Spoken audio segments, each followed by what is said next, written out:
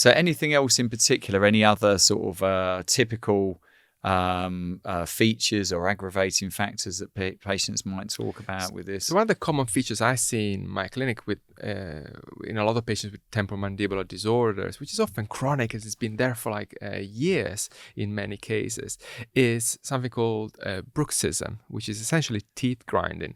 So as part of my assessment, I would always look inside their mouth to feel the pterygoid muscle, so any tender points within the muscle that control the movement and stability of the joint, but also look at the teeth, because often you can find and observe teeth filing on the teeth, which is the hallmark features of teeth grinding or bruxism.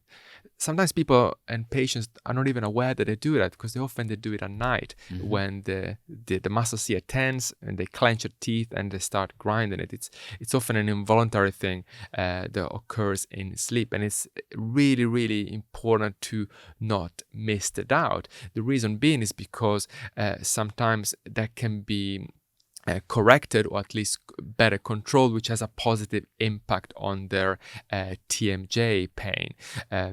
In those situations when a patient has bruxism, I would always recommend to see their dentist, because they may really benefit from a mouth guard, both to protect their teeth, make sure that their dental health doesn't deteriorate, but also to reduce strains around the TMJ and its muscles, and therefore improve pain. So TMJ can present in different ways. Typically, the hallmark features is facial pain, particularly pain that localizes to the TMJ, which is just in front of your ear. But not only that, it's a wide spectrum of symptoms. People can commonly present with headaches around the temple or all over the head, sometimes even mimicking migraines. And the pain can often not just stay in the TMJ, but shoot into different parts of the face, for example, the cheekbone or the jaw.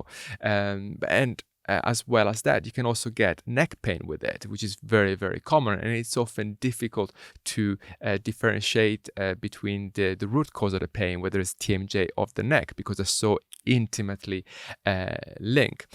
The other key features that patients often complain of is crepitus, so clicking in the joint with pain, and that can be made worse by a number of different activities. Could be yawning, so opening the mouth, or sometimes even talking can become quite painful or uncomfortable. And the other thing that it can cause is so patients can complain of crepitus with a clicking sensation, often with pain, which is uncomfortable, and that can be triggered by a number of different activities like chewing, for example, very common, and as well as opening the mouth, particularly opening the mouth widely. Best example is when they're yawning.